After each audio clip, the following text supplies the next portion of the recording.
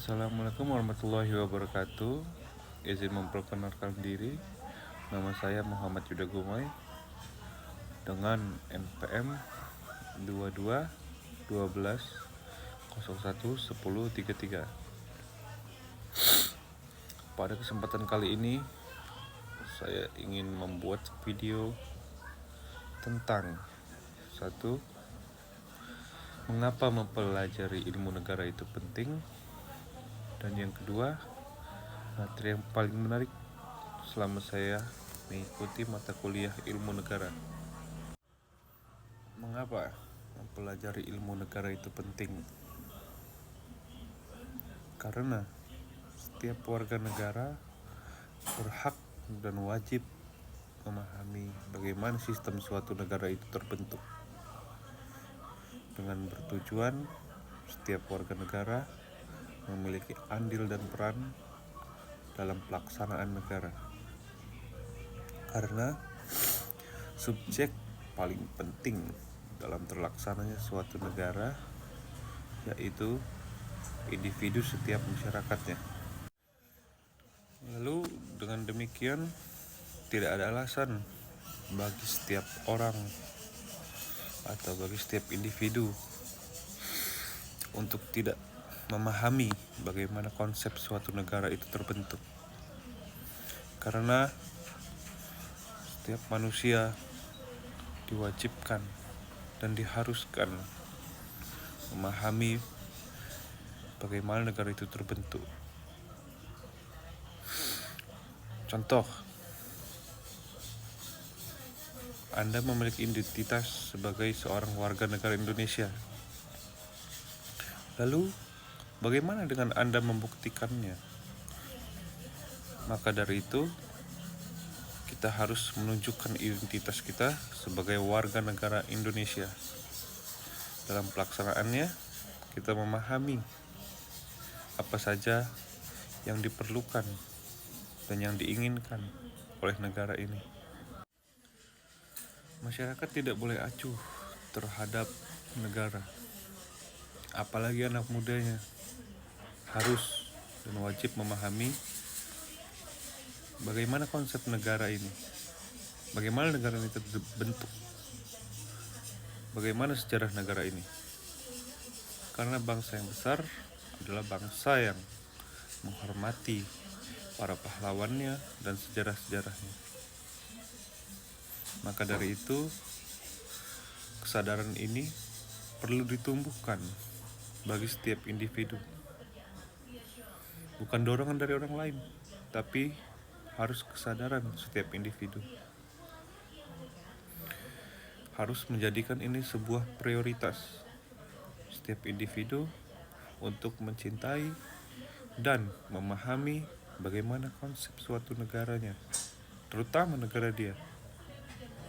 Lalu, jika telah memahami apa dan bagaimana negara kita sendiri terbentuk, sebagai referensi boleh mempelajari negara lain, bagaimana negara lain terbentuk, dengan tujuan untuk mengkomparasi negara kita dengan negara lain.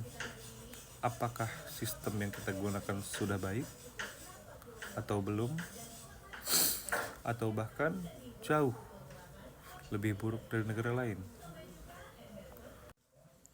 Saya yakin dan saya percaya negara ini secara teori dibentuk dengan sangat sempurna.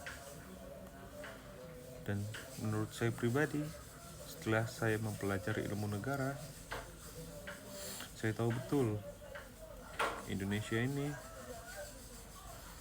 secara teori sangat baik, tapi dalam pelaksanaannya mungkin ada beberapa kekurangan yang menurut saya kekurangan itu menjadi acuan kita sebagai anak muda harus memperbaikinya supaya teori yang telah diciptakan oleh para pendahulu kita dapat kita laksanakan dengan sebaik-baiknya. Indonesia adalah negara yang besar, maka dari itu setiap manusia di dalamnya wajib ikut serta, wajib memahami bagaimana kultur yang telah dibangun oleh para pendahulu.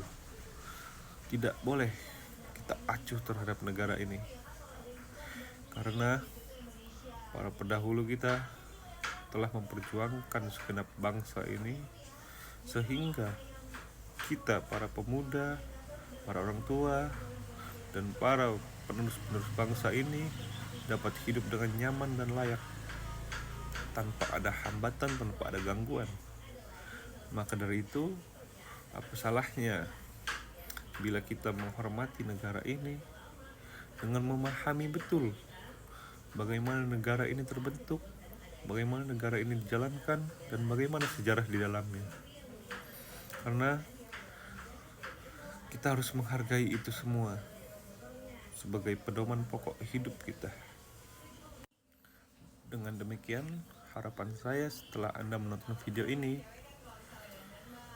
Anda dapat menumbuhkan rasa cinta kepada negara ini dengan mempelajari ilmu negara dan sebagainya. Karena tidak mungkin suatu negara terbentuk tanpa sejarah yang panjang, tanpa cerita di baliknya. Maka dari itu, setiap insan, setiap individu kita wajib mengetahui dan tidak boleh acuh terhadap ilmu negara.